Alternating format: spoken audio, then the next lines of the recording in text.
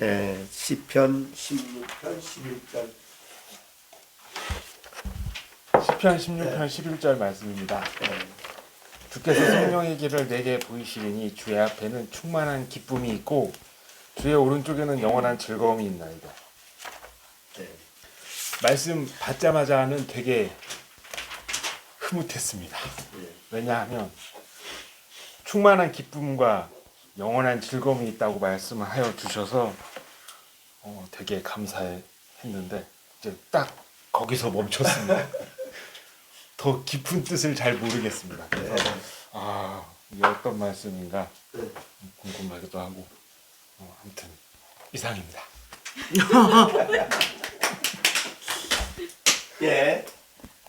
오늘 이 시편 16편 아까 우리가 8절부터 11절까지 읽었는데 이 말씀은 어디에 나오냐면 최초로 교회가 탄생하는 것이 이제 사도행전 2장인데 성령이 임한 후에 사람들이 그 앞에서 베드로가 설교할 때에 이 본문을 가지고 설교를 합니다. 그래서 우리가 이 본문은 사도행전 2장 25절부터 33절까지 하고 연결을 해야 되는 그런 본문인데 그 내용은 여기에 이제 본문에서도 보여주긴 윗절에서 보여주는 내용인데 여기에 10절에 보면 이는 주께서 내 영혼을 스올에 버리지 아니하고 그 다음에 9절에는 이러므로 나의 마음이 기쁘고 나의 영도 즐거워하며 내 육체도 안전히 살린다. 육체도 안전히 산다. 이 말을 사도행전에서 성령의 감동으로 베드로 사도는 뭐라고 설명했냐면 주의 거룩한 자로 썩음을 당하지 않게 하실 것이다. 그렇게 해석을 했어요. 그래가지고 바로 예수님의 부활을 증거하는 말씀으로 말씀을 했습니다. 그래서 사도행전에 보면 그 내 영혼이 음부에 버리지 아니하며 주의 거룩한 자로 썩음을 당하지 않게 하실 것이미로다. 그렇게 하시고 이어서 주께서 생명의 길을 내게 보이시리니 라고 했습니다. 그래서 오늘 본문에 시편 16편 11절에는 생명의 길이라는 말이 중요한 거죠. 생명의 길. 그럼 생명의 길이 뭘까? 그래서 생명에 이르는 길이죠.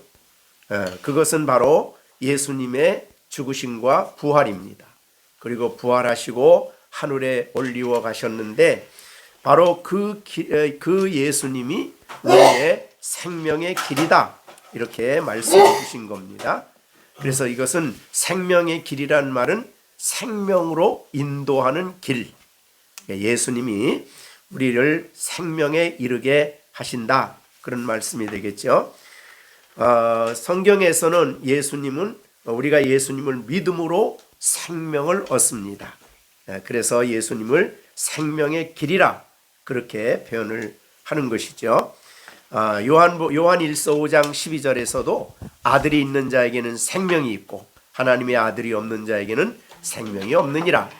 그래서 예수님이 생명이시고 생명의 길입니다. 그래서 예수님을 믿음으로 어떤 예수님이냐면 죽으시고 부활하신 예수님. 그 예수님을 믿으면 생명에 이르게 된다. 그런 말이죠. 자, 그러면 이 생명의 길은 이제 어디에 생명에 이르는데 길은 예수님이니까 예수님을 믿음으로 생명에 이르러서 생명을 소유한다. 그렇게 볼 수 있겠어요. 자, 그러면 생명을 우리에게 보여주는 이 길을 우리에게 잘 설명을 좀 할 수 있는 것이 창세기입니다. 창세기 3장에 하나님이 아담과 하와를 만들어서 생명 있는 삶을 살아가도록 에덴 동산을 만드시고 생명나무의 나무를 만드셨어요. 그러니까 에덴 동산에서 그들이 선악과를 안 먹고 생명나무의 길로 가서 그 생명나무의 열매를 먹었더라면 영생하는 거죠. 생명을 사는 거죠. 그런데 선악과를 먹음으로써 죽었어요. 영적으로 죽은 거죠. 그래가지고 하나님이 그들을 쫓아냈죠. 그래서 이제 창세기 3장 24절에 보면 이같이 하나님이 그 사람을 쫓아내시고 에덴 동산 동쪽의 그룹들과 두루 도는 불칼을 두어 생명나무의 길을 지키게 했다. 그러니까 생명나무로 가는 길이 막히고 말았어요. 근데 그 길이 열려졌어요. 그것은 바로 예수님을 통해서 열려졌다 그 말이죠. 그래서 예수님을 통해서 생명에 이르게 되었어요. 그 생명은 뭐냐? 하나님과 함께 살도록 하신 거죠. 그래서 영적으로 생명 있는 삶은 하나님과 함께 사는 거예요. 그게 생명이에요. 그럼 반대로 죽음은 뭐냐? 하나님과 단절되는 거죠.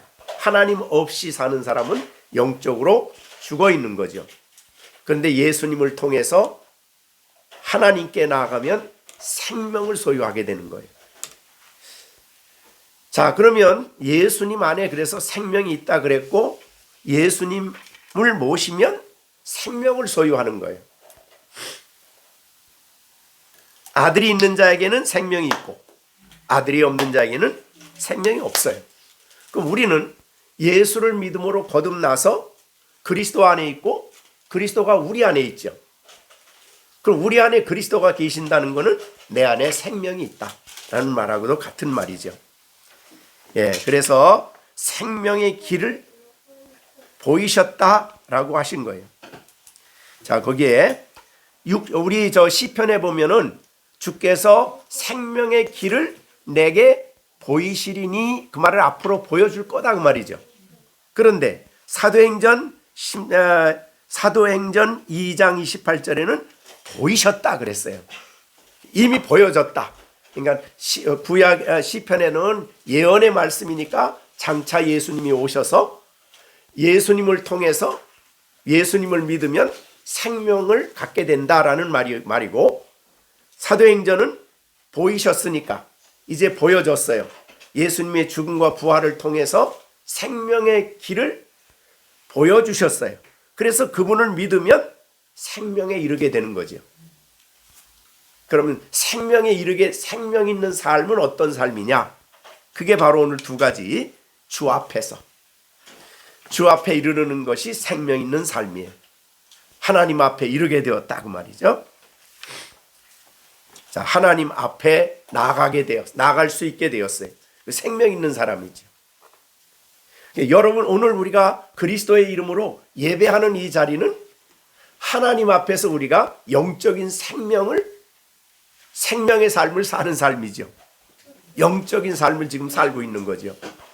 그럼 하나님 없는 사람은 하나님과 아무 관계가 없으니까 영적으로 죽어 있는 삶을 사는 사람이고, 우리는 이 시간에 우리 하나님 예수님 믿는 우리 안에는 영적으로 살아있기 때문에 하나님을 찬양하게 되고 하나님 말씀을 받아 먹게 되고 그래서 우리 영혼이 힘을 얻고 소생함을 얻고 그렇게 되는 거죠.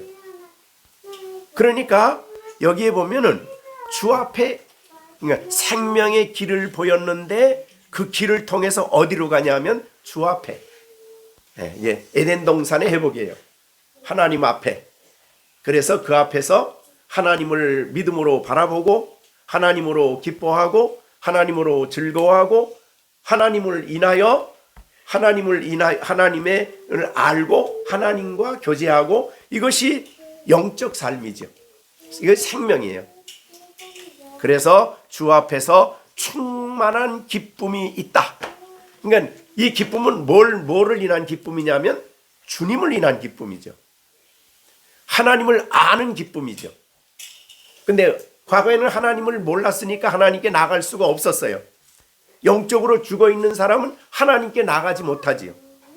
영적으로 살아있는 사람은 하나님 앞에 믿음으로 나아가서 하나님께 찬양하고 하나님을 예배할 뿐만 아니라 하나님이 자신을 열어 보여주시는 하나님을 알게 되고 그 아는 하나님을 아는 것이 기쁨이에요.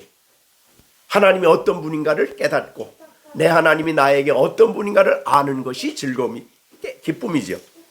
그래서 주 앞에서 사는 기쁨이 있다 이렇게 말을 한 것입니다. 그래서 신앙인들이 사실은 예배 드리는 시간은 사실 기쁨의 시간이죠. 왜? 하나님을 바라보고 내가 하나님을 알고 하나님과 교제하기 때문에. 그래서 우리가 기도하든 또 우리가 꼭 예배 시간만이 아니고 우리가 일상적으로 살아가는 모든 삶에 하나님 앞에 사는 삶이니까 하나님을 알고 하나님을 바라보고 하나님으로 인하여 기뻐하고 하나님을 전능하신 하나님을 의지하고 바라보고 신뢰하고 그게 우리의 영적인 기쁨이죠. 그래서 우리가 생명의 길을 내게 보이셨으니 주 앞에는 기쁨이 충만하다. 하나님으로 인한 기쁨이에요. 우리가 하나님을 우리가 소열이 문답의 제1번이 뭐죠? 사람의 제일 되는 목적이 무엇이냐? 하나님의 제일 되는 목적은 다 잊어버렸어요? 제일 되는 목적은 하나님을 영화롭게 하고 그 다음에 영원토록 즐거워하는 거예요. 그러니까 하나님을 영화롭게 하는 중요한 방법이 하나님을 즐거워하고 기뻐하는 거예요. 그래서 하나님을 기뻐하고 찬양하고 하나님께 하나님을 인해서 만족해하고 그런 삶을 살아가는 성도가 하나님을 영화롭게 한다 그 말이죠. 자, 그래서 주 앞에서 충만한 기쁨이 있다 그 말은 주님 빼놓고 기쁨을 말하면 안 되는 거예요. 그런데 내가 하나님 앞에 나갈 수 있는 생명의 길이 내가 길이 열렸다. 그 길은 예수 그리스도다. 그렇게 보여준 것이 이제 시편 16편 11절입니다. 그 다음에 주의 오른쪽에는 영원한 즐거움이 있다. 그랬는데 성경에서 되게 오른쪽 왼쪽이라는 말을 많이 해요. 근데 왼쪽은 어둠이고 진노고 저주고 왼쪽은 오른쪽은 평강이고 빛이고 영광이고 뭐 그래요. 그런 비유가 그런 게 있는데 여기 오른쪽이라고 그러니까 주의 오른쪽에 누가 있냐면 내가 있는 거예요. 그 주의 오른쪽에 내가 있다라고 말할 때에 오른쪽이란 말은 가장 기본적으로 우리가 이제 에베소서에서도 배웠죠. 에베소서에서 예수님이 부활하신 예수님 우리가 에베소서 1장 2장인가 2장 우리가 2장 이미 배웠죠. 에베소서 2장에 보면 긍휼이 풍성하신 하나님이 우리를 사랑하신 그 큰 사랑을 인하여 허물로 죽은 우리를 그리스도와 함께 살리셨고 너희가 은혜로 구원을 받은 것이라 또한 함께 일으키사 그 다음에 그리스도 예수 안에서 함께 하늘에 앉혀주셨어요. 이게 오른쪽입니다. 하늘에 우리를 앉혀주셨어요.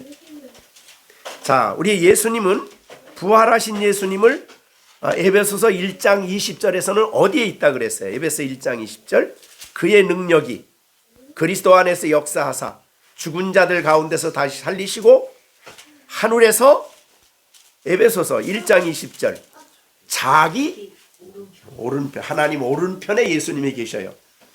그런데 우리가 에베소서 2장 6절에는 그리스도 안에서 우리가 어디 있어요? 함께 하늘에 있어요. 근데 여기 위치는 어디냐면 하나님 오른쪽이에요. 그러니까 어느 때 이 오른쪽에 앉혀 있다는 말을 했냐면요. 가장 높일 때 하는 말이에요. 높이셨다 그 말이죠. 지극히 높여주실 때 사용하는 말이에요. 하나님이 제일 높으시고 하나님 오른편이니까 높여주셨다 그 말이죠. 그리스도 안에서. 그래서 마태복음 25장 33절에 보면 양들은 하나님 오른편 왼편에 있는 사람은 염소 그랬어요. 그러니까 우리를 그리스도 안에서 높여주셨다 그 말이죠. 예수님 안에서. 그러니까 오른편에는 뭐가 있어요? 그래서 우리를 그렇게 비천한 우리들을, 부족한 우리들을 그렇게 높여주셨으니까 즐겁다 그 말이죠. 네. 네, 그래서 우리가 그리스도 안에서 우리는 정말 한없이 부족하고 초라하지만은 그렇게 죄인임을 고백하지만은 하나님은 그리스도 안에서 우리를 영적으로 볼 때에 오른편으로 오른쪽에 앉히시고 하나님의 자녀라는 엄청난 신분을 우리에게 주셨다. 그것이 우리의 즐거움이다. 그런 의미가 되겠죠. 그래서 오른편과 관련해서 이제 성경에 많이 여러 군데 나오는데 이 시편 121편 5절에는 그런 말이 있어요. 여호와는 너를 지키시느니라. 여호와께서 내 오른쪽에서 내 그늘이 된다. 그러니까 하나님은 오른쪽에서 우리의 그늘이 되어 주신다. 그래서 하나님이 우리를 위해서 무엇을 하실 때 사용하는 말이에요. 그것은 우리의 즐거움이다 그 말이죠. 그러니까 이 말을 조금 본문과 좀 좁게 설명을 한다면 기쁨은 뭐냐? 하나님 자신을 인한 기쁨이고, 그 다음에 즐거움은 뭐냐? 하나님이 우리를 위해서 하신 일을 깨닫고 즐거워하는 일이고, 그런 차이가 조금 있어요. 네, 그러니까 하나님이 우리를 위해서 그리스도 안에 행하신 모든 일들은 우리의 즐거움이 되는 거예요. 그래서 그리스도 안에 우리를 높여주시고, 그리스도 안에서 우리를 의롭다 하시고, 그리스도 안에서 우리를 자녀로 만들어주시고, 이게 전부 다 즐거움과 관련된 말입니다. 그러니까 기쁨은 하나님의 본체, 하나님 자신을 아는 데서 와지는 기쁨이라 이 말. 그럼 하나님은 어떤 분이냐? 어떤 분이라 그래서 하나님은 어떤 분이라 그랬죠? 영이신데, 네, 하나님은 존재와 지혜와 거룩과 공의와 인자하심과 진실하심과 예, 그거를 우리가 알 때에 그건 우리에게 뭐가 돼요? 기쁨이 된다고 말이에요. 우리의 하나님이 그런 하나님이라. 예, 그런 하나님을 영광스럽고 지혜로우시고 인자하시고, 그래서 우리가 성경에 보면 시편에 보면 하나님의 인자하심을 알게 될 때에 찬송을 많이 하잖아요. 그래서 하나님의 인자하심 때문에 찬양을 해요. 우리에게 행하신 모든 일들 속에 하나님의 인자하심이 나타나 있다. 그래서 하나님 자신을 아는 것은 성도들에게 기쁨과 관련되고, 하나님이 우리를 위해서 행하신 그리스도 안에서 행하신 여러 가지 일들은 알면 알수록 우리에게 즐거움이 된다. 자, 그러면 우리의 즐거움이 조금 달라야 되겠죠? 제목이 달라야 되고 기쁨이 좀 달라야 되고, 이 세상에서 주어지는 기쁨과 차이가 있는 것은, 이것은 바로 좀 영광스러운 기쁨이에요. 우리가 이 베드로전서 1장 8절에 보면 예수를 너희가 보지 못하였으나 사랑하는도다. 이제도 보지 못하나 믿고 말할 수 없는 영광스러움이. 그러니까 이 땅의 기쁨과 즐거움과 차이는, 이 땅에 하나님으로부터 오는 것은 영광스러운 즐거움이에요. 영광스러운 기쁨이에요. 차이가 있는 거죠. 땅의 기쁨에는 기쁨 속에 죄도 포함이 되고, 그 안에 기쁨 속에 사실은 우리에게 좋지 않은 영향을 줄 수 있는 것들이 많이 포함이 돼요. 그런데 하나님으로부터 오는 즐거움은 우리에게 기쁨이 되고, 우리에게 복이 되고, 감사가 되고, 찬양이 되고, 차이가 있죠. 그래서 오늘 이 본문에 우리 김정열 집사는 예수 그리스도를 통해서 생명 하나님 앞에 나갔으니까 하나님을 아는 기쁨, 하나님이 그리스도 안에서 나를 위해서 이루신 일들을 하나하나 깨달을 때마다 그것이 나의 즐거움이 되는, 찬양이 되는 그런 삶을 살아가라, 그런 말이 되겠죠. 네. 자, 그럼 이제 오늘 두 번째, 허예선 집사가 너의 하나님 여호와가 너의 가운데 계시니 그는 구원을 베푸실 전능자이시라. 그가 너로 말미암아 스스로 이기지 못하시며 너를 잠잠히 사랑하시며 너로 말미암아 즐거이 부르며 기뻐하시리라 하리라. 이 구절은 그 복음송에도 있듯이 되게 아름다운 구절이어서 어렸을 때부터 많이 이제 부르면서 자랐던 구절이거든요. 근데 이 구절을 저에게 주셔서 제가 받을 때 너무 감사하고, 왜냐하면 내 안에 계신 여호와가 구원을 베푸신 전능자시잖아요. 근데 그 전능자께서 내가 비록 부족하여서 기쁨이 부족하고 잘못을 하고 그럴지라도 나로 인하여 나의 존재 그 자체만으로도 기쁨을 이기지 못하시고 나를 사랑하시고 나로 인해서 즐거이 부르고 기뻐하신다고 하시니까 그냥 감격스럽고, 내가 좀 실수하고 잘못하더라도 하나님께서 나를 기뻐하시고 예뻐하실 거다라는 그런 믿음이 생기면서 좀 자신감이 생기고 마음이 흐뭇해지는 구절이고요. 그래서 하나님이 나를 이렇게 사랑하시는 자가 난데 또 아무렇게나 행동하면 안 되지 않냐, 이런 생각을 들게 하는 그런 구절이기도 해서 이 말씀을 들으면 나 되게 사랑받는 사람이구나, 나 되게 괜찮은 사람이구나, 이런 자존감이 조금 높아지는 그런 구절로 저는 받았습니다. 네. 네. 이 스바냐서는 유대 나라의 아주 유명한 왕이 신앙적으로 유명한 왕이 좀 있어요. 우리가 얼른 생각에는 어떤 분이 생각이 나요? 다윗, 그 다음에 히스기야, 요시야. 근데 이 스바냐서는 요시야 왕 때. 요시야 왕. 그러니까 요시야는 지금 왕이 몇 살에 요시야가 왕이 됐냐면 8살이에요. 8살. 8살에 왕이 돼가지고 그 아버지는 므낫세인데, 므낫세 아몬인가? 아몬. 아몬인데 므낫세하고 아몬이 엄청나게 죄를 많이 졌어요. 그래가지고 그 히스기야 왕이 이루어놓았던 모든 종교 개혁을 다 무너뜨렸어. 그리고 우상을 그냥 가득하게 만들고 막 그렇게 됐거든요. 자, 그런 시대에 이 요시야가 왕이 돼가지고 처음에는 이제 그 강력한 이제 기존 세력, 기득권층 세력에 의해서 개혁을 못했죠. 근데 이 사람의 개혁을 적극적으로 도와준 사람이 스바냐. 그래, 그러니까 스바냐가 이제 요시야가 개혁을 시작하면서 모든 우상을 다 제거하잖아요. 그죠?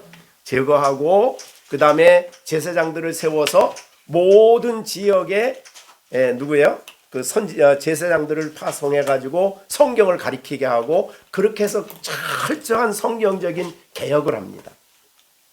변화를 일으키죠. 그럴 때 이제 요시야가 이 말씀을 한 거예요. 뭐라고 얘기를 하냐면, 너희 하나님 여호와가 너희 가운데 계시니 구원을 베푸실 전능자라. 근데 요거 하기 전에 16절에 무슨 말이 연결해 보면, 그날에 사람이 예루살렘에게 이르기를 두려워하지 말라. 시온아, 내 손을 늘어뜨리지 말라. 그 말은 뭐예요? 내가 개혁을 하려고 할 때에 두려워하거나 낙심해서 어렵다고 낙심해서 손을 내려뜨린다는 말은 낙심이란 말이에요. 낙심하지 마라. 담대하라. 왜냐하면 내가 하는 모든 일에 구원자가 있다. 이렇게 얘기를 한 거예요. 그러니까 굉장히 이 스바냐는 요시야에게 하나님의 메시지를 주면서 용기와 담대함을 주어서 끝까지 개혁을 하게 만든 훌륭한 분이십니다. 그죠? 스바냐가. 자, 그래서 여기에 그런데 이 요시야의 개혁이 대단했지만 그러나 완전하진 않아요. 얼마나 그 죄가 뿌리가 깊었는지. 그래서 구약의 이런 요시야의 개혁은 사실은 이때 완성되는 건 아니에요. 어때 완성되냐면 장차 오실 예수님을 통해서 완성될 그 상황을 이제 미리 좀 보여준 거지요, 말하자면.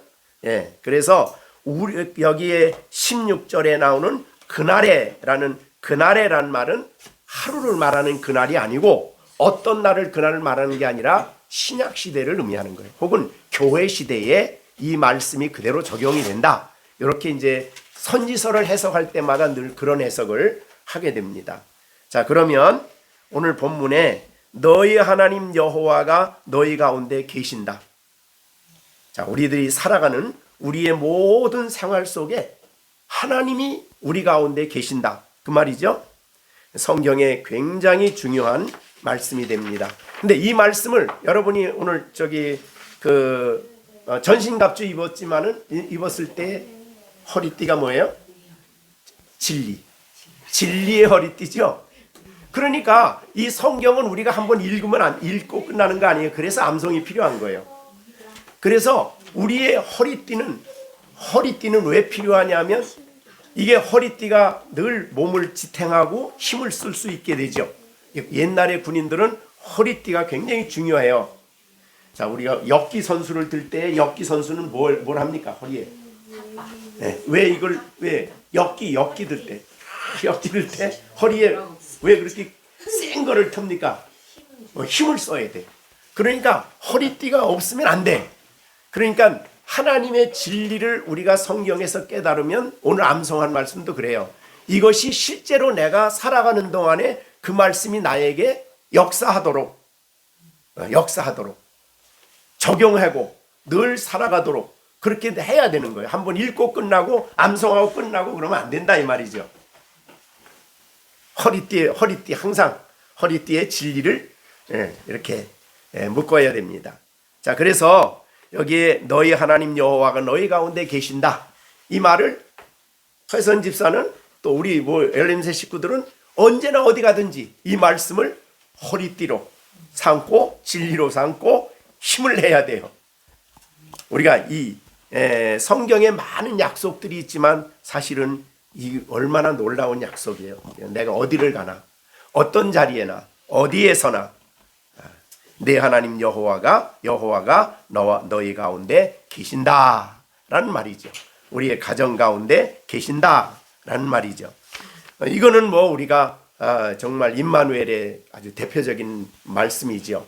그죠? 우리가 세상 끝날까지 항상 우리와 함께 계시고 또 우리가 영적으로 볼 때도 우리 안에 우리 가운데 우리가 그리스도 안에 연합되어 있는 모습을 우리에게 보여주시는 말인데 가운데 있는 여호와는 전능자라 그랬어요. 그죠?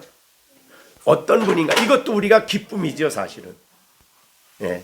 우리 가운데 계신 구원을 베푸시는 분은 전능하신 분이다. 예. 하나님의 전능하심은 우리가 다 헤아릴 수가 없죠.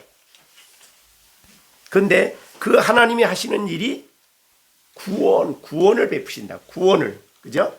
전능하신 능력으로 구원을 베푸신다라는 말을 했어요. 그래서 여기에 구원은 우리의 죄로부터 우리의 구원을 1차적으로 우리의 죄로부터 구원이지요. 그래서 죄의 사함을 얻고 의롭다함을 얻게 하여. 그런데 죄로부터 구원할 뿐만 아니라 또 하나 있죠. 죄의 권세로부터 우리를 보호해요. 죄의 세력. 그래서 죄를 이길 수 있도록 우리를 거기서 구원해 주시죠. 그것이 바로 우리가 여러분이 잘 아는 로마서 6장 11절에 있는 말씀이죠. 죄에 대하여 죽고 하나님께 대하여 살게 하려. 예수님의 십자가 부활이 우리에게 적용이 된 거죠. 그래서 죄는 더 이상 우리에게 지배자가 아니에요. 그러니까 죄는 용서만 받으면 안 되죠. 우리 로마서에서 많이 배웠어요. 용서만 받으면 안 됩니다. 죄를 이겨야 돼요. 이길 수 있게 된 것이 뭐냐면 죄의 지배에 대하여는 죽어서 하나님께 대하여 살아있는 자가 됐기 때문에 죄는 우리에게 더 이상 왕이 아니에요. 우리의 왕은 그리스도라 이 말이죠. 이게 엄청난 구원이죠. 이 믿음이 없이는 누구도 세상을 이길 수 없고 죄를 이길 수 없다 그랬어요. 근데 우리는 죄를 이길 수 있다. 그래서 우리는 죄가 우리를 유혹할 때에 단호하게 우리는 아니요 하고 거절을 해야 된다는 거예요. 그 다음에 어디에서? 그 다음에는 성령을 보내주심으로 말미암아 우리의 약함, 우리의 부족함에서 우리를 건져주셔서 하나님의 말씀을 순종하게 한다. 실제적으로 죄가 우리 안에 유혹이 왔을 때 그 죄를 죽이고 죄를 거절하고 살아갈 수 있도록 우리가 죄에 대해서 세 가지 중요한 원칙이 있는데 그것을 구원해 줄 것은 바로 이 함께 계시는 주님이 하시는 일이다. 그런 말이죠. 그 다음에 이제 요시아의 입장에서 볼 때는 많은 어려움들이 우리에게 오지만 그 모든 어려움 가운데서 건져주신다. 구원해 주신다. 그래서 이스라엘 백성이 우리 역대상하 열왕기상하 보면은 많은 왕들이 개혁을 했음에도 불구하고 산당은 못 없었다. 산당에 대한 얘기가 굉장히 많이 나와요. 그 왜 그럴까? 왜 산당을 그렇게 못 없었을까? 그러니까 산당 그러면 우리는 무슨 산에 조그만 제단이라고 생각하면 안 돼요. 산당이라 그러면 엄청나게 큰 제단이에요. 이제 우리가 실제로 그리심산에 가보면 그리심산의 산당이 예루살렘 산당보다 커요. 그러니까 굉장히 크죠. 거기에 제사장들이 누가 세웠냐면 일반 백성들을 제사장으로 세웠어요. 그것도 말씀을 어긴 거죠. 그리고 그들을 중심으로 한 그런 말하자면 토우 세력들이죠. 그 세력은 왕도 바꿀 수 있는 세력이에요. 굉장히 강력하죠. 근데 그래서 그들을 이긴다는 게 보통 어려운 문제가 아니에요. 그래서 성경에 보면 산당은 못제했단 말이 굉장히 많이 있어요. 왕이 되고 난 다음에도 거기를 다 점령하지 못하면 그들은 자기들 중심으로 예배를 드리는 거죠. 멀리 갈 필요가 없지요. 백성들도 가까운 데서 예배 드리고 가까운 데서 하면 되니까 거기에 또 제사장들은 자기 방식대로 제사 지내게 하고 이런 문제가 있었어요. 그런데 그거를 다 완전히 없앤 사람이 요시아예요. 얼마나 어려웠겠어요. 그 토우 세력들의 반발이 얼마나 컸겠어요. 그러나 그들을 어려운 가운데서도 하나님이 구해주신다. 이제 그런 배경이 있는 말이죠.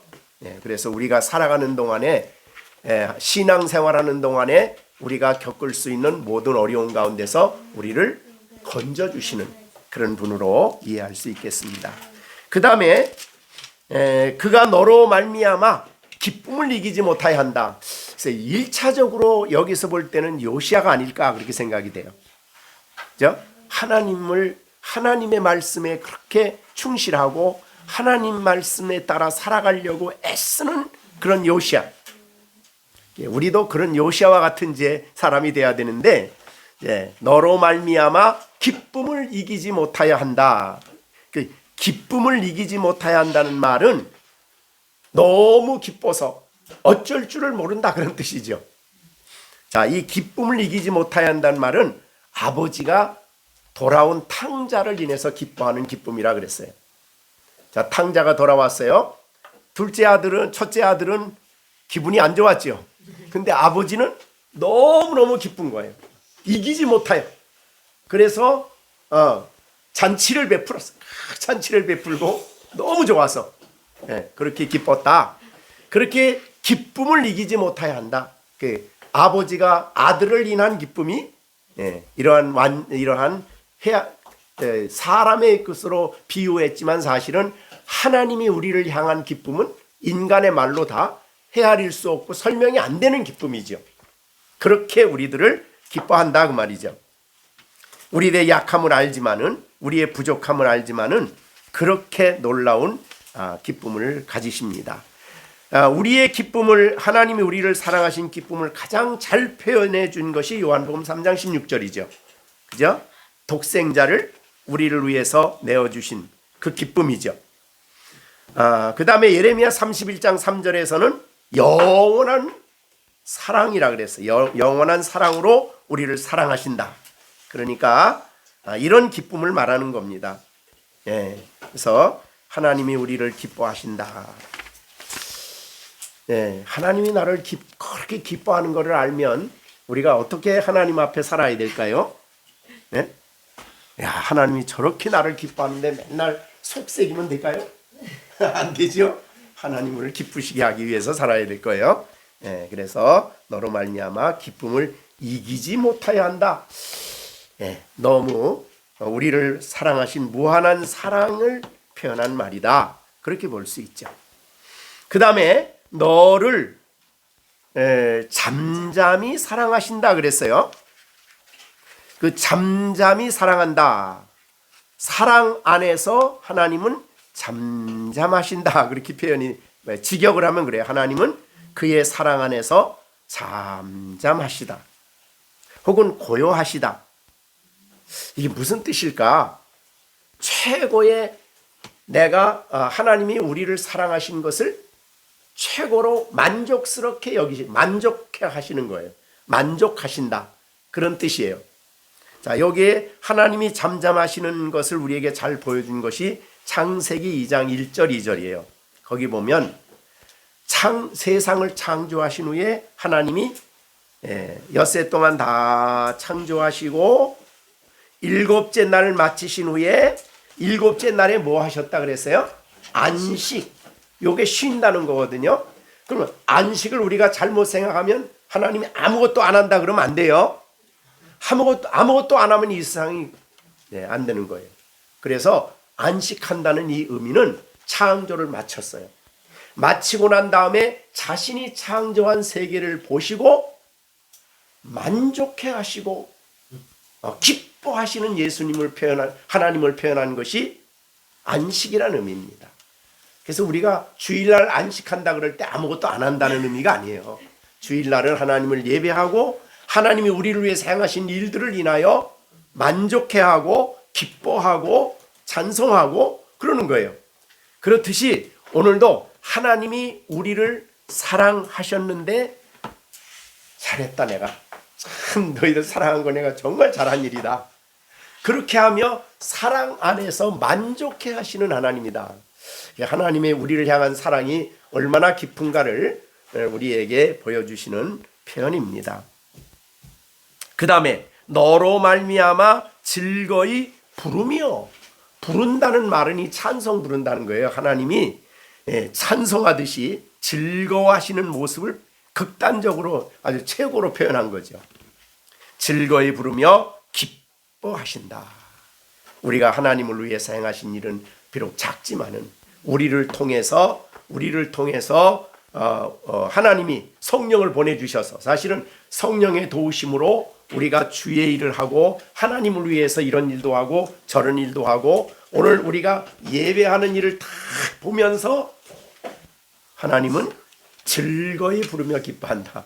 그러니까 이 말은 하나님이 우리가 예배하고 하나님을 향해서 신앙적인 일을 하는 것을 볼 때에 그 말이에요.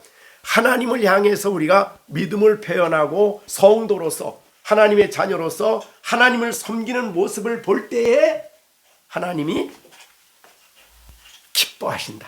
그런 말이 되겠어요.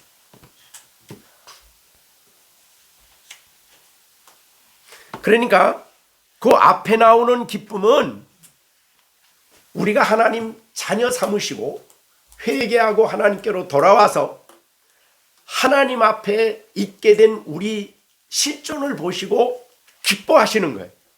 왜? 아들의 피로 우리를 구속하시고 우리를 하나님의 자녀라는 엄청난 이 사람들로 우리를 만들어주신 그것을 보시고 하나님이 우리의 존재를 보시고 기뻐하신 거예요.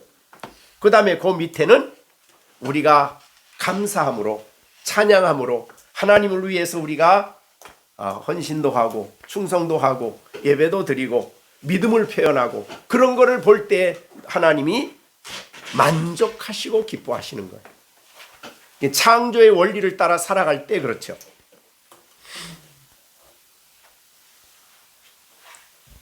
자, 그래서 그런 것을 보면은 우리가 이 본문을 우리들에게도 다 적용을 하셔서 우리가 신앙생활하는 것이 얼마나 하나님에게 기쁨이 되는가, 즐거움이 되는가, 또 우리 자신을 그렇게 피로 값주고 사셔서 우리를 보시고 만족해 하시는, 그러니까 그 앞의 내용은 우리 저희 부모들이 그냥 봐도 기쁜 거예요. 보기만 해도. 이 시준이를 보기만 해도 그냥 마음에 기뻐. 호남이 집사님이 기뻐. 그게 바로 고우의 하나님이 우리를 향한 모습이고, 그런데 말을 잘 듣고 이런 저런 일을 해. 그걸 보니까 또 그게 바로 밑에 나오는 기쁨이에요. 그걸 조금 차이가 있죠. 그런 기쁨을 가지고 하나님이 우리를 부족하지만 있는 모습 그대로 우리가 하나님의 말씀, 부모의 말씀을 잘 듣고 살아가는 그런 모습들 보는 게 하나하나가 기쁨이 된다. 그런 의미로 볼 수가 있겠습니다. 자, 그래서 전능하신 하나님이 우리 가운데 계신다. 이것은 얼마나 그 하나님을 의지하고 우리가 살아가야 되겠습니다. 어디 더 좀 들으니까 좀 어때요? 네? 네, 그렇게 보시고, 그 다음에 이제 우리 시령이 잠언 23장 25절. 네, 여기는 어떻게 됐어요? 내 노래 즐겁게 하며 나는 너희를 기쁘게 하라. 네. 잠언 26장 25절. 아.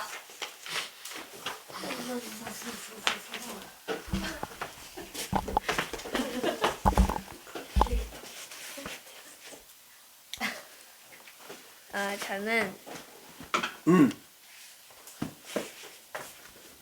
이 말씀 받기 전까지는 제가 충분히 잘하고 있다고 생각했는데 이 말씀을 받고 나서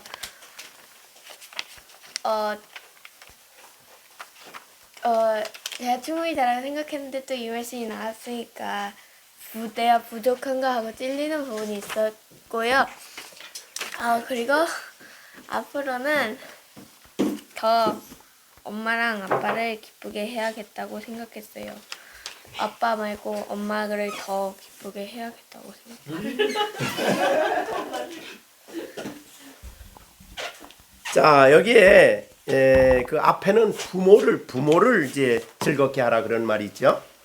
부모. 여기 한 절에 어머니가 두 번 나와요. 그죠? 앞에는 부모고 뒤에는 낳은 어미. 왜 낳은 어미라는 말을 했을까요? 그냥 엄마라고 안 그러고 왜 너를 낳아준 어머니라 그랬을까요? 낳을 때 우리 시령이를 엄마가 낳을 때 어떻게 그냥 편안하게 낳았을까요? 아빠도 나. 엄청 고통을 겪으며 나왔죠. 그냥 너를 그렇게 아파하고 힘들고 또 키우는데도 여러 가지 수고를 많이 할 때 이 어미라는 말을 쓴 거예요. 그걸 생각하면 어미를 기쁘게 하라는 말을 한 것입니다. 그런데 거기에 이제 23절 그 바로 위에 절 보세요. 이제 잠언 23장 24절. 우리가 그 잠언 23장 아까 25절 외웠잖아요. 그러니까 24절을 보세요. 자, 그럼 어떻게 하면 즐거울까? 자, 24절. 의인의 아버지는 크게 즐거워요. 아버지의 즐거움은 자식이 의인으로 살아가는 거예요. 그 다음에 또 밑에 지혜로운 자식을 낳은 자는 그로 말미암아 그 어머니의 즐거움은 뭐예요? 지혜로운 자식이 되는 거예요. 자, 성경이 그렇게 위에 얘기를 해주셨어요. 그러니까 의인은 뭐냐? 그래요. 여기서 의인은 믿음으로 의롭다함을 받은 의인이라기보다는 말씀에 따라 살아가려고 애쓰는 거예요. 말씀에 따라 살아가는 사람을 의인이라 그래요. 여기서 의인은 잠언의 의인은 아브라함에게 믿음으로 말미암아 의롭다함을 얻었다는 그런 의미와는 조금 차이가 있어요. 네. 자, 그러면 우리가 누가복음에 보면 유명한 이제 사가랴와 엘리사벳이 나오죠. 그 6절에 보면 그랬어요. 이 두 사람은 하나님 앞에 의인이니 주의 모든 계명과 율례대로 흠이 없이 행하더라. 이게 이제 사가랴와 엘리사벳인데 하나님 앞에 어떻다고요? 의인이다. 이런 의인이에요. 이런 의인. 그러니까 물론 하나님을 믿지만은 중요한 것은 하나님 앞에 의인이기 때문에 모든 계명과 규례대로 흠이 없이 지켰다. 그러니까 하나님 말씀을 듣는데 멈추지 않고 흠이 없이 지키려고 하는 사람. 그렇게 말씀대로 살아가는 사람을 보는 아버지는 크게 즐겁다는 거예요. 신앙의 부모가 말씀대로 살아가려고 애쓰는 사람이. 그래서 말씀을 암송하는데 그치지 않고 그 말씀이 나에게 어떤 뜻인가, 어떤 의미인가, 그를 잘 깨달아서 그 말씀대로 살아가려고 하는 거예요. 우리가 주일날 예배도 마찬가지죠. 주일날 예배를 드리는 일도 마찬가지입니다. 그래서 그런 일을 기쁘게 잘 순종하려고 하면은 우리 하나님이 부모 아버지는 크게 기쁘다는 거죠. 즐겁다는 거예요. 두 번째, 지혜로운 자식을 낳은 엄마예요. 낳은 사람이니까 엄마죠. 낳은 자는 그로 말미암아 즐겁다, 지혜롭다. 이거는 잠언에 제일 많이 나오는 말이죠. 지혜롭다 그랬어요. 어떤 사람이 지혜로우냐? 이제 우리가 다음에 우리 시준이가 그 말하던가요? 시준이는 오늘 암송할 거 어디 있어요? 네? 여호와를 경외하는 것이 지혜의 근본이요. 지혜의 근본이다. 여호와를 경외하는 것이 지혜의 근본이라 그랬으니까 지혜는 어디서 나오느냐? 하나님을 경외하는 데서 나온다.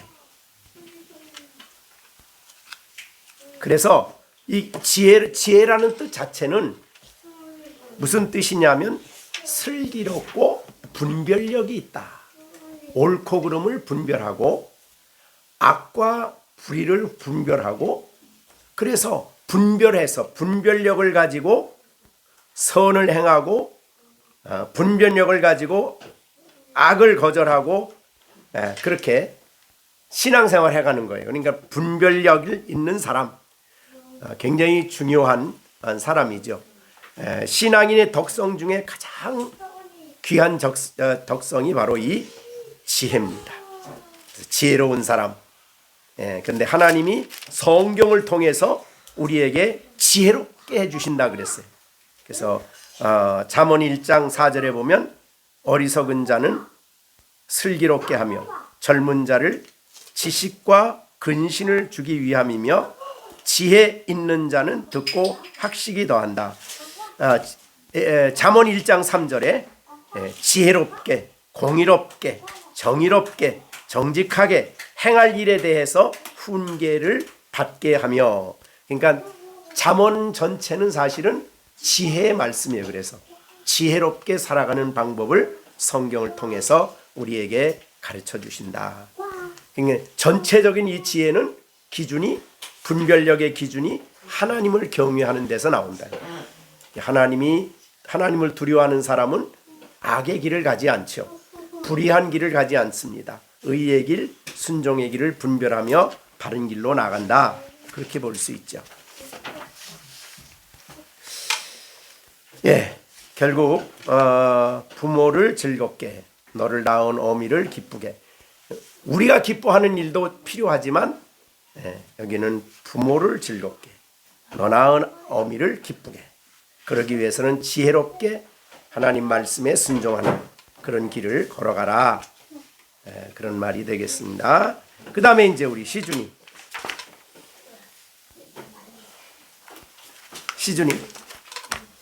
자, 시준이는 여호와를 경외하는 것이 지혜의 근본이요 거룩하신 자를 아는 것이 명철입니다. 잠언 9장 10절 말씀. 저는 이거를 볼 거라서 일단 하나님을 경외해야겠다고 생각했고 또 거룩하신 자를 알아야겠다고 생각했는데 거룩하신 자가 누군지 생각해봐야 하나님. 알겠어요. 거룩한 자는 하나님이거든. 그럼 거룩한 자를 알려면 어떻게 될까요? 성경을 읽어야 그렇죠. 성경을 통해서 거룩한 자를 아는 거예요. 명철이고 여호와를 경외하라 그 말을 했는데 그 경외한다는 말은 어떤 뜻이냐 하면 하나님을 두려워하는 거예요. 예. 자, 우리가 하나님이 우리를 사랑하시죠? 그래서 우리는 그 사랑을 감사해요. 그러나 동시에 하나님을 경외해야 돼요. 경외하는 사람의 특징, 하나님을 두려워하는 사람의 특징은 죄를 멀리한다 그랬어요. 하나님을 사랑함으로 죄를 멀리하는 거예요. 그래서 고린도 후서 7장 1절에 보면 그런 말이 있어요. 7장 1절. 그런즉 사랑하는 자들아 이 약속을 가진 우리는 하나님을 두려워하는 가운데 거룩함을 온전히 이루어 육과 영의 온갖 더러운 것에서 자신을 깨끗하게 하자. 그러니까 하나님을 두려워할 줄 알아야 죄를 멀리한다고 말이죠. 하나님 살아계시고 우리를 보시고 아시는데 하나님을 두려워하면은 하나님이 원치 않는 그런 일을 하지 않죠. 네, 그런 의미가 되겠습니다. 네, 그래서 전도서를 다 쓰고 난 다음에 우리가 이제 잠언 다음에 잠언, 전도, 아가서지요. 근데 전도서의 맨 끝에 전도서를 다 쓰고 난 다음에 맨 끝에 하신 말씀이 뭐냐면 여호와 경외예요. 전도서 12장 13절 이 일의 결국을 다 들었어. 이제 전도서 1장부터 12장까지 다 들었어요. 들었으니 하나님을 경외하며 그의 명령들을 지킬지어다. 이것이 모든 사람의 본분이다. 우리의 본분이 본래 하나님을 경외하며 그의 명령을 지키는 것이다. 그게 우리의 본분이다. 사람이 본분을 모르면 잘못 행동하죠. 자, 그래서 우리가 이번에 우리가 주신 말씀들은 마음에 또 잘 간직을 하시고 묵상하시고 진리의 허리띠를 띠듯이 우리가 그냥 한번 받았다라고 멈추지 마시고 우리가 그것이 적용을 지혜롭게 잘 하셔야 되겠다. 그렇게 여겨집니다. 자, 오늘 그리고 제가 받은 말씀은 고린도후서 6장 10절입니다. 제가 받은 말씀인데 고린도전서 6장 10절 근심하는 자 같으나 항상 기뻐하고 가난한 자 같으나 많은 사람을 부유하게 하고 아무것도 없는 자 같으나 모든 것을 가진 자다. 그 말씀을 받았습니다. 여기에 근심은 하나님의 뜻대로 하는 근심이에요. 하나님의 뜻대로 하는 근심. 이건 이제 그 앞에 나와 있는데요. 우리가 근심하게 하는데 이 세상적인 근심을 말하는 것이 아니다 그 말이죠. 그래서 이 2장에 고린도후서 2장에 하나님의 뜻대로 하는 근심에 대해서 쭉 나왔습니다. 그것은 바로 죄를 멀리하는 그런 내용이 되겠어요. 자, 그럼 하나님의 뜻대로 하는 근심이 뭐냐? 고린도 교회는 죄가 있었죠. 그런 죄가 특히 고린도 교회는 아주 지상에 있는 교회가 가질 수 있는 죄는 다 있어. 고린도 교회가 그런 것을 인해서 좀 근심을 해라. 우리가 그렇게 살아서는 안 된다는 거죠. 자, 그래서 한번 거기 보겠습니다. 고린도후서 2장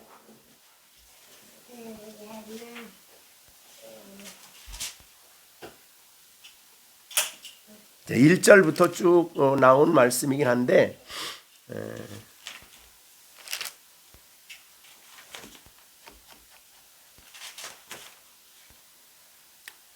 자, 2절입니다. 1절. 내가 다시는 너희에게 근심 중에 나아가지 아니하기로 스스로 결심하였노니 내가 너희를 근심하게 한다면 내가 근심하게 한 자밖에 나를 기쁘게 할 자가 누구냐. 내가 이같이 쓴 것은 내가 갈 때에 마땅히 나를 기쁘게 할 자로부터 도리어 근심 얻을까 염려함이라. 또 너의 모두에 대한 나의 기쁨이 너의 모두의 기쁨인 줄 확신하노라. 내가 마음에 큰 눌림과 걱정이 있어 많은 눈물로 너에게 썼노니 이는 너희가 근심하게 하려 함이 아니요 오직 내가 너희를 향하여 넘치는 사랑이 있음을 너희로 알게 하려 함이라. 그래서 오히려 이들에게 고린도 전서를 쓴 게 이제 그들을 근심하게 한 거죠. 죄 때문에. 그래서 그들이 그 말씀을 깨닫고 회개한 것을 그들이 회개한 것을 알고 바울 사도가 그런 근심에 대한 이야기를 쭉 하셨습니다. 그래서 나의 영적인 문제를 위해서 근심해라 그런 말이죠.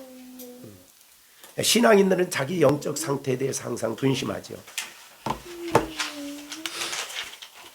그래서 근심하는 자 같으나 항상 기뻐한다. 그렇죠? 죄 사함을 얻고 또 하나님의 은혜를 다시 회복하고 그리고 주님으로 인해서 기뻐하는 거죠. 가난한 자 같아요. 겉으로 보기에는 가난한 자 같지만은 많은 사람을 진리로 부욕해 하는 사람이에요. 그렇죠? 아무것도 없는 자 같아요. 사실은 모든 게 다 하나님의 것입니다 라고 살아가는 사람 같지만은 모든 세계가 다 하나님의 것이기 때문에 모든 것을 가진 자라 이렇게 표현해 주셨습니다. 굉장히 저한테는 적당하고 은혜스러운 말씀이었습니다. 자, 우리가 2025년 하나님이 우리에게 주신 말씀들을 우리가 이렇게 묵상을 2주에 걸쳐서 했는데 우리가 진리의 허리띠로 띠고서 힘있게 그 말씀을 의지하고 교훈을 잘 받으면서 여러분들이 서로 격려하며 신앙생활하는 여러분들이 되시기를 바랍니다. 되겠습니다. 꼭 암송도 중요하지만 꼭 의미를 생각하시고 저거 같이 이렇게 하면서 저도 이렇게 늘 그런 이제 뭐 잘 때도 그렇고 일어날 때도 그렇고 또 이렇게 하나님 말씀을 이렇게 많이 묵상을 하니까 굉장히 좋은 것 같아요. 진리의 허리띠를 띠라. 그래야 죄와 싸움에서 세상의 싸움에서 넉넉히 이기는 그리스도인의 삶을 살아갈 수가 있다. 이렇게 여겨집니다. 오늘은 여기까지 하시고 마치겠습니다. 기도하겠습니다. 은혜로우신 아버지 하나님, 2025년에 우리 모든 식구가 받은 말씀을 서로 마음에 담고 또 암송하고 그 뜻을 우리가 살피고 이렇게 저희들이 그동안 2주에 걸쳐서 묵상을 했습니다. 말씀을 듣는 자가 복이 있는 게 듣는 자는 듣지 않는 자보다 복이 있지만 그러나 말씀을 듣고 지키는 자가 복이 있다 하셨습니다. 우리가 이 말씀을 뜻을 잘 마음에 묵상하고 또 우리의 삶 속에 적용하여 순종하며 살아갈 수 있는 우리들이 되게 하여 주시옵소서. 그래서 말씀이 우리의 삶 속에 역사하여 열매를 맺히게 하시고 역사함으로 우리의 삶 속에 살아있는 말씀이 되어 우리로 하여금 하나님을 기쁘시게 하고 또 우리가 하나님 앞에 아름다운 신앙의 열매를 풍성히 맺히는 2025년 한 해가 되게 하여 주시옵소서. 예수님의 이름으로 기도하옵나이다. 아멘. 이제는 우리 주 예수 그리스도의 은혜와 하나님 아버지의 넓고 크신 사랑과 성령의 교통하시며 깨닫게 하시며 능력 주시며 인도하시며 우리가 받은 말씀을 진리의 허리띠로 띠고 이 2025년을 힘차게 달려갈 우리 열린샘 모든 식구들 가운데 이제로부터 영원토록 함께 계실지어다. 아멘.